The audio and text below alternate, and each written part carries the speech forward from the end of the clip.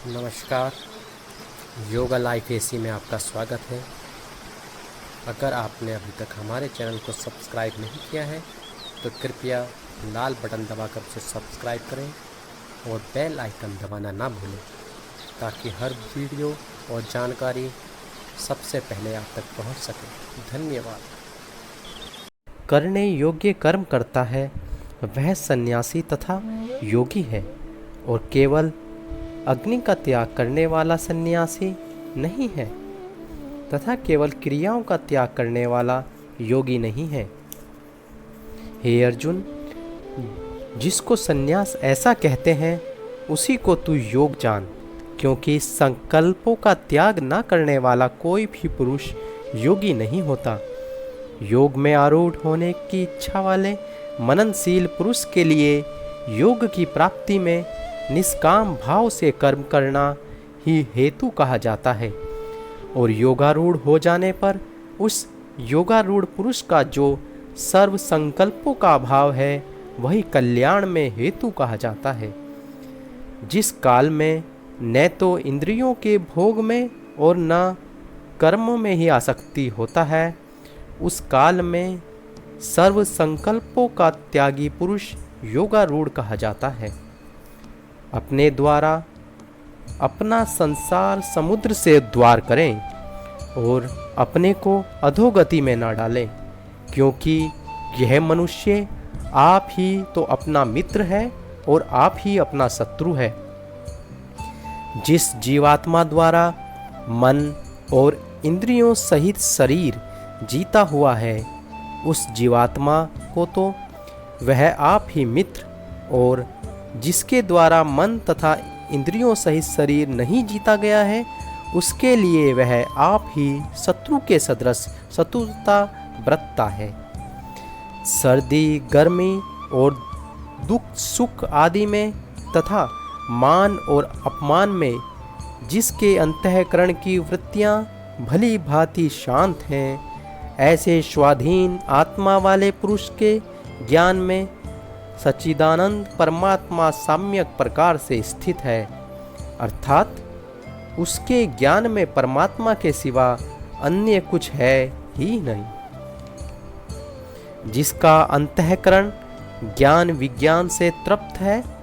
जिसकी स्थिति विकार रहित है, जिसकी इंद्रियां भली भांति जीती हुई हैं और जिसके लिए मिट्टी पत्थर और स्वर्ण समान है, वह योगी युक्त अर्थात भगवत प्राप्त ऐसे कहा जाता है। सहृद मित्र, वैरी, उदासीन, मध्यस्थ, द्वेष्य और बंधुगणों में, धर्मात्माओं में और पापियों में भी समान भाव रखने वाला अत्यंत श्रेष्ठ है। मन और इंद्रियों सहित शरीर को वश में रखने वाला आशा रहित और संग्रह रहित योगी अकेला ही एकांत स्थान में स्थित होकर आत्मा को निरंतर परमात्मा में लगावे। शुद्ध भूमि जिसके ऊपर क्रमशः कुशा, मृगछाल और वस्त्र बिछे हैं, जो न बहुत ऊंचा है और न बहुत नीचा, ऐसे अपने आसन को स्थिर स्थापन करके उस पर आसन पर बैठकर चित्त और इंद्रियों की क्रियाओं को वश में रखते हुए मन को एकाग्र करके अंतःकरण की शुद्धि करने के लिए योग का अभ्यास करें। काया, सिर और गले को समान एवं अचल धारण करके और स्थिर होकर अपनी नासिका के अग्रभाग पर दृष्टि जमाकर अन्य दिशाओं को न देखते हुए ब्रह्मचारी व्रत में स्थित भय रहित तथा भली भांति शांत अंतःकरण वाला सावधान योगी मन को रोककर मुझ में चित्त वाला और मेरे प्राण होकर स्थित होवे। वश में किए हुए मन वाला योगी इस प्रकार आत्मा को निरंतर मुझ परमेश्वर के स्वरूप में लगाता हुआ मुझ में रहने वाली परम आनंद की प्रकाष्ठा रूप शांति को प्राप्त होता है। हे अर्जुन, यह योग न तो बहुत खाने वाले का, ना बिल्कुल ना खाने वाले का, ना बहुत शयन करने वाले का और ना सदा जागने वाले का ही सिद्ध होता है। दुखों का नाश करने वाला योग तो यथा योग्य आहार विहार करने वाले का, कर्मों में यथा योग्य चेष्टा करने वाले का और यथा योग्य सोने और जागने वाले का सिद्ध होता है। अत्यंत वश में किया हुआ चित्त जिस काल में परमात्मा में ही भली भांति स्थित हो जाता है, उस काल में संपूर्ण भोगों से तृप्ति रहित पुरुष योग युक्त है, ऐसा कहा जाता है।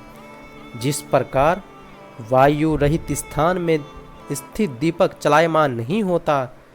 वैसी ही उपमा परमात्मा के ध्यान में लगे हुए योगी के जीते हुए चित्त की कही गई है। योग के अभ्यास से निरुद्ध चित्त जिस अवस्था में उपराम को जाता है और जिस अवस्था में परमात्मा के ध्यान से शुद्ध हुई सूक्ष्म बुद्धि द्वारा परमात्मा को साक्षात करता हुआ सच्चिदानंद परमात्मा में ही संतुष्ट रहता है। इंद्रियों से अतीत केवल शुद्ध हुई सूक्ष्म बुद्धि द्वारा ग्रहण करने योग्य जो अनंत आनंद है, उसको जिस अवस्था में अनुभव करता है और जिस अवस्था में स्थित वह योगी परमात्मा के स्वरूप में विचलित होता है, परमात्मा की प्रतिरूप जिस लाभ को प्राप्त होकर उससे अधिक दूसरा कुछ भी लाभ नहीं मानता और परमात्मा प्राप्ति स्वरूप जिस अवस्था में स्थित योगी बड़े भारी दुख से भी चलायमान नहीं होता, जो दुख रूप संसार के संयोग से रहित है तथा जिसका नाम योग है, उसको जानना चाहिए। वह योग न उकताए हुए अर्थात धैर्य और उत्साहयुक्त चित्त से निश्चय पूर्वक करना कर्तव्य है। संकल्प से उत्पन्न होने वाली संपूर्ण कामनाओं को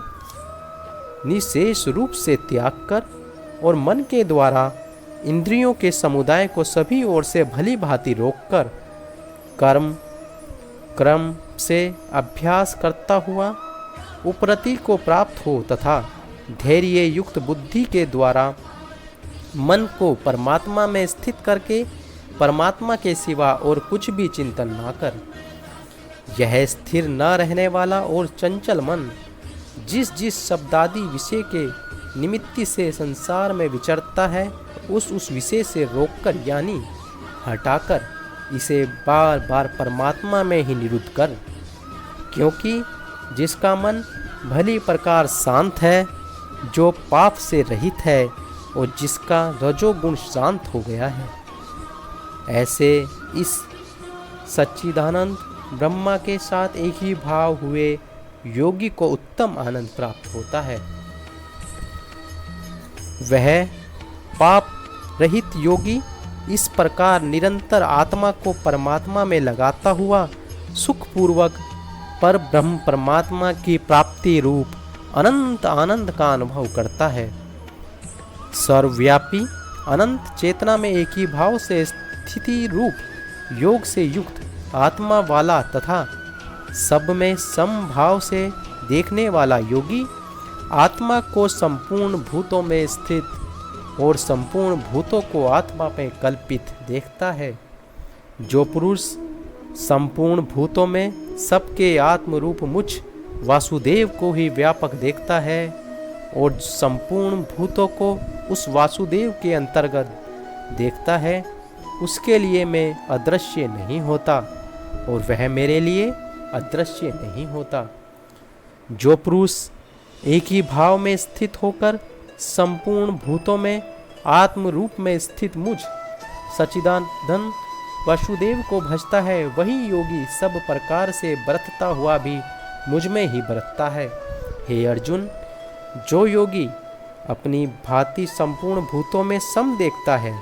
और सुख अथवा दुख को भी सब में सम देखता है, वह योगी परम श्रेष्ठ माना गया है। अर्जुन बोले, हे मधुसूदन, जो यह योग आपने समभाव से कहा, मन के चंचल होने से मैं इसकी नित्य स्थिति को नहीं देखता हूँ, क्योंकि हे श्री कृष्ण, मन बड़ा चंचल है, प्रथम स्वभाव वाला, बड़ा दृढ़ और बलवान है, इसलिए उसका वश में करना में वायु को रोकने की भांति अत्यंत दुष्कर मानता हूँ। श्री भगवान बोले, हे महाभाव, निसंदेह मन चंचल है और कठिनता से वश में होने वाला है,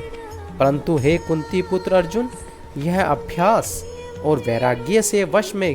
होता है। जिसका मन वश में किया हुआ नहीं है, ऐसे पुरुष द्वारा योग दुस्साहस्य है, और वश में किए हुए मन वाले प्रयत्नशील पुरुष द्वारा साधन से उसका प्राप्त होना सहज है। यह मेरा मत है। अर्जुन बोले, हे कृष्ण, जो योग में श्रद्धा रखने वाला किंतु संयमी नहीं है, इस कारण जिसका मन अंतःकरण में योग से विचलित हो गया है, ऐसा साधक योग की सिद्धि की अर्थात भगवत साक्षात्कार को न प्राप्त होकर किस गति को प्राप्त होता है? हे महाभाव, क्या वह भगवत प्राप्ति के मार्ग में मोहित और आश्रय रहित पुरुष छिन्न भिन्न बादल की भांति दोनों ओर से भ्रष्ट होकर नष्ट तो नहीं हो जाता? हे श्री कृष्ण, मेरे इस संशय को संपूर्ण रूप से छेदन करने के लिए आप ही योग्य हैं, क्योंकि आपके सिवा दूसरा इस संशय का छेदन करने वाला मिलना संभव नहीं। श्री भगवान बोले, हे पार्थ, उस पुरुष का न तो इस लोक में नाश होता है और न परलोक में ही, क्योंकि हे प्यारे, आत्मोद्धार के लिए अर्थात भगवत प्राप्ति के लिए कर्म करने वाला कोई भी मनुष्य दुर्गति को प्राप्त नहीं होता। योग भ्रष्ट पुरुष पुण्यवानों के लोक को अर्थात स्वर्गादि उत्तम लोकों को प्राप्त होकर उनमें बहुत वर्षों तक निवास करके फिर शुद्ध आचरण वाले श्रीमान पुरुषों के घर में जन्म लेता है। अर्थात वैराग्यवान पुरुष उन लोकों में न जाकर ज्ञानवान योगियों के ही कुल में जन्म लेता है, परंतु इस प्रकार जो यह जन्म है सो संसार में निस्संदेह अत्यंत दुर्लभ है। वहाँ वह पहले शरीर में संग्रह किए हुए बुद्धि संयोग को अर्थात समबुद्धि रूप योग के संस्कार को अनायास ही प्राप्त हो जाता है, और हे कुरुनंदन, उसके प्रभाव से वह फिर परमात्मा की प्राप्ति रूप सिद्धि के लिए पहले से भी बढ़कर प्रयत्न करता है। वह श्रीमानों के घर में जन्म लेने वाला योग भ्रष्ट पराधीन हुआ भी उस पहले के अभ्यास से ही निसंदेह भगवान की ओर आकर्षित किया जाता है, तथा समबुद्धि रूप योग का जिज्ञासु भी वेद में कहे हुए सकाम कर्मों के फलों का उल्लंघन कर जाता है। परंतु प्रयत्न पूर्वक अभ्यास करने वाला योगी तो पिछले अनेकों जन्मों के संस्कार बल से इसी जन्म में संसिद्ध होकर संपूर्ण पापों से रहित होकर फिर तत्काल ही परम गति को प्राप्त हो जाता है। योगी तपस्वियों से श्रेष्ठ है, शास्त्र ज्ञानियों से भी श्रेष्ठ माना गया है, और सकाम कर्म करने वालों से भी योगी श्रेष्ठ है। इसलिए हे अर्जुन, तू योगी हो। संपूर्ण योगियों में भी जो श्रद्धावान योगी मुझ में लगे हुए अंतरात्मा से मुझको निरंतर भजता है, वह योगी मुझे परम श्रेष्ठ माननीय है।